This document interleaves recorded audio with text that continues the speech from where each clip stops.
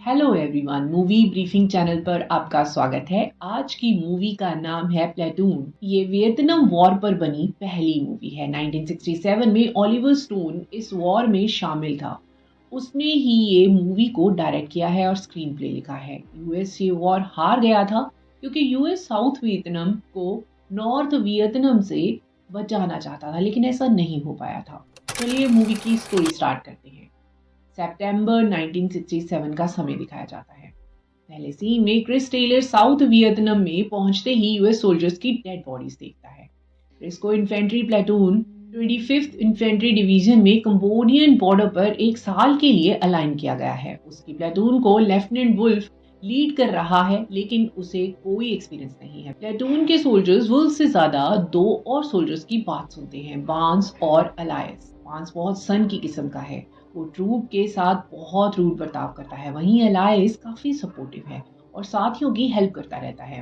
Chris यहाँ का experience अपनी ग्रैंड मॉम को एक लेटर में लिख रहा होता है। क्रिस के ग्रैंडफादर फर्स्ट वर्ल्ड वॉर में शामिल थे और उसके बाद उसके फादर वर्ल्ड वॉर 2 में लड़े थे। अब क्रिस पढ़ा लिखा है और अच्छी फैमिली से भी है, लेकिन फिर भी वो इस वॉर में सोसाइटी और उनकी फ्रीडम के लिए यहाँ आ गया है। लेकिन यहाँ आकर वो पछता रहा है क्योंकि यहाँ किसी को उसकी परवाह नहीं है। वो न्यू है, उसे कोई कुछ नहीं सिखा रहा है, कोई उसका नाम भी जानना नहीं चाहता। उनका कहना है कि अच्छा है अगर न्यू आया सोल्जर पहले ही मारा जाए, ऐसा होने से उसे पूरा साल आने वाली मुश्किलों को झेलना तो नहीं पड़ेगा। क्रिस लिखता है कि उसे अब लग रहा है कि उसने यहाँ आकर बहुत बड़ी गलती कर ली है। अगले सीन में दिखाया जाता है कि क्रिस अपने ट्रूप के साथ जंगल में ड्यूटी कर रहा होता है। चलते चलते अचानक वो गिर जाता है। बांस उसकी कोई परवाह नहीं करता, लेकिन अलायस आकर उसकी हेल्प करता है। देखता है कि क्रिस ने जरूरत से ज्यादा सामान उठा रखा है और उसकी बॉडी में घुसकर चींटियों से परेशान कर रही होती हैं। अलायस आकर उसकी मदद करता है। अब नेक्स्ट सीन में रात को क्रिस जाग कर ड्यूटी दे रहा होता है, बाकी सोल्जर्स सो जाते हैं। तभी नॉर्थ वियतनाम आर्मी वहां आ जाती है। क्रिस उन्हें देखकर कुछ नहीं कर पाता। वो लोग धीरे धीरे बिल्कुल नजदीक आ जाते हैं। एक और यूएस प्लेटून उन्हें देख लेती है और फायरिंग स्टार्ट कर देती है। टेलर क्लेमोर वेपन नहीं चला पाता क्योंकि उसकी सेफ्टी लॉक होती है। टेलर को एक गोली पास से निकलकर जख्मी कर देती है, लेकिन एक गार्डनर नाम का सोल्जर वहां ही मारा जाता है। सब ट्रूप के लोग ये देखकर उदास हो जाते हैं और कुछ क्रिस को ब्लेम करने लगते हैं। कहते हैं कि क्रिस जरूर ड्यूटी करते सो गया था, जिससे उसने सबको टाइम पर अलर्ट नहीं किया। क्रिस को ट्रीटमेंट के लिए एड स्टेशन ले जाया जाता है। वहां उसे किंग और क्रॉफोर्ड मिलते हैं। तीनों की ड्यूटी टॉयलेट क्लीन करने में लगी होती है। काम खत्म होने के बाद क्रॉफोर्ड क्रिस को एक अंडरग्राउंड जगह ले जाता है। वहां क्रिस की दोस्ती अलायस और उसके साथियों से हो जाती है। एक ग्रुप अलायस का बन जाता है और दूसरी तरफ बांस की आइडियोलॉजी फॉलो करने वाले होते हैं। कुछ मंथ बाद का सीन दिखाया जाता है। प्लेटून न्यू ईयर पर पेट्रोलिंग के लिए निकलती है। टेलर आगे जा रहा होता है। बांस झाड़ियों में कुछ देखता है और उसे वहीं रुकने को कहता है। उन्हें वहां वियतनामीज का बंकर दिखाई देता है। ट्रूप जल्दी से अलर्ट हो जाता है। अलाइस बंकर में जाकर देखता है कि वहां एक दुश्मन छुपा होता है। अलाइस उसे मार देता है। वहीं दो यूएस सोल्जर्स को एक मैप मिलता है जिस पर कुछ जगह निशान लगे होते हैं। उन्हें लगता है कि ये काम आने वाला है, लेकिन इसमें बॉम्ब होता है और वो बॉम्ब एक्सप्लोड हो जाता है। एलाइस आवाज सुनते ही वहां आ जाता है। एलाइस वुल्फ को कहता है कि पूरा एरिया ऐसे ही बॉम्ब से भरा हुआ है। उन्हें इन बॉम्ब्स को डिसेबल करने के लिए इंजीनियर्स चाहिए होंगे। वुल्फ को खबर मिलती है कि कुछ दुश्मनों को पास की नदी के पास ही देखा गया है। प्लेटून वहां से निकल जाती है, लेकिन उनका एक साथी वाशिंगटन मिसिंग होता है। अलाइस इंजीनियर की वेट करने के लिए वहीं रुक जाता है और साथ में ही वो वाशिंगटन को भी सर्च करने लगता है।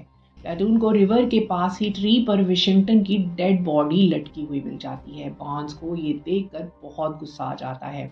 वो अपने ट्रूप के साथ पास के विलेज चला जाता है। उन्हें खबर मिलती है कि उनके दुश्मन यहाँ रुके थे। वहीं एक वियतनामी उन्हें देखकर रिवर से दूर भागने की कोशिश करने लगता है, लेकिन उसे बान शॉट डाउन कर देता है। विलेज में जाते ही उन्हें वहां बहुत सारे हथियार मिल जाते हैं। टेलर देखता है कि वहां 2 गांव वाले छुपे होते हैं। वो उन्हें बाहर निकलने को कहता है।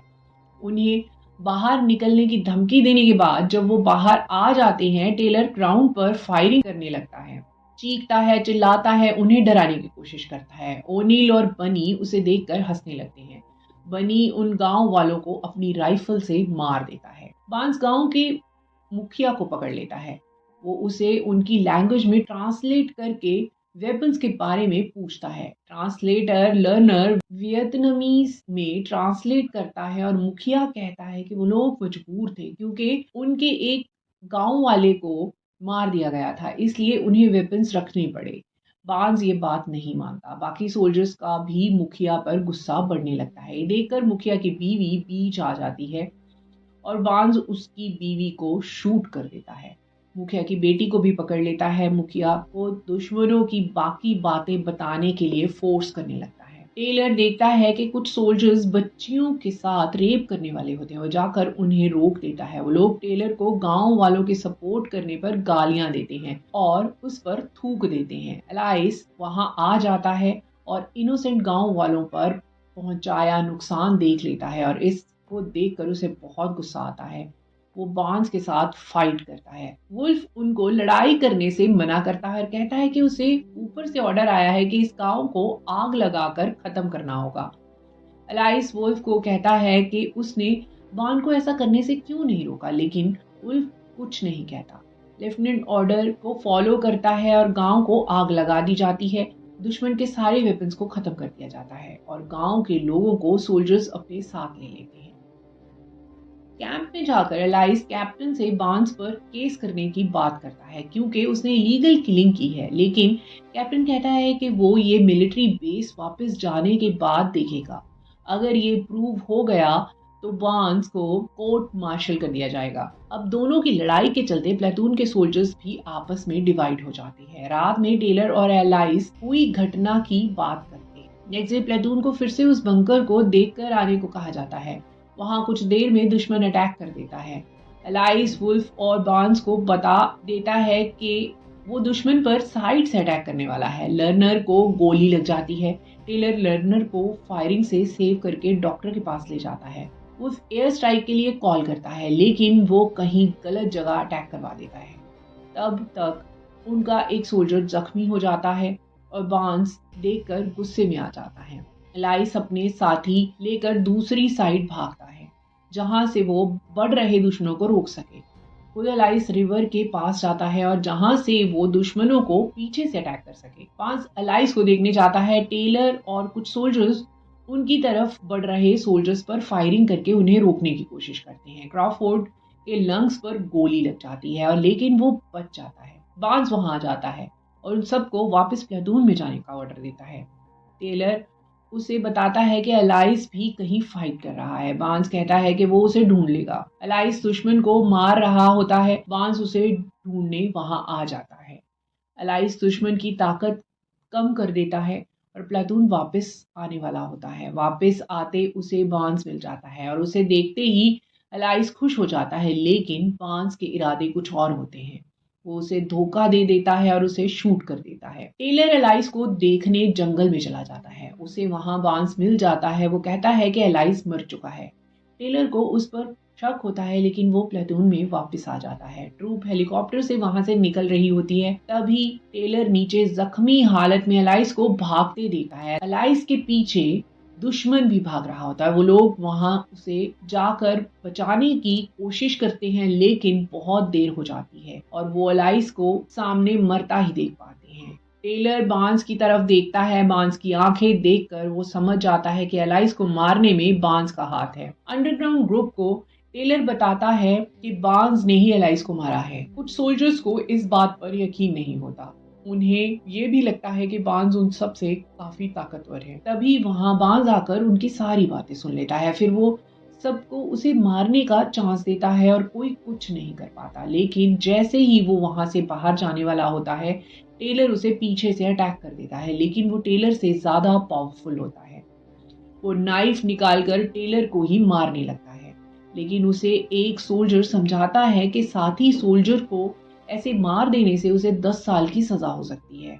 वो टेलर के चीट पर कट लगाकर वहां से चला जाता है। एक दिन जब प्लेटून वापस वही एरिया देखने जाती है जहां एलाइस को मारा गया है, वहीं वो देखता है एक एनिमी डिवीजन भी है। टेलर और किंग एलाइस और बार्न्स में कंपैरिजन करने लगते हैं। ओनील वहां आकर किंग को हेलीकॉप्टर ले जाने को कहता है। किंग चला जाता है। रात को दुश्मन प्लेटून की तरफ बढ़ने लगते हैं।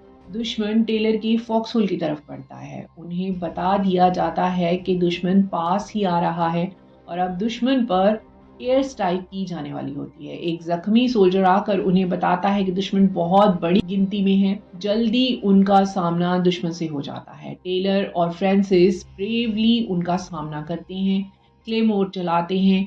फायरिंग बंद हो जाती है, लेकिन दुश्मन की साइड से एक विसल की आवाज आती है। टेलर और फ्रांसिस वहां फॉक्सहोल से निकल जाते हैं। तभी वहां फॉक्सहोल पर आरपीजी से अटैक किया जाता है और इस सब में दोनों अलग हो जाते हैं।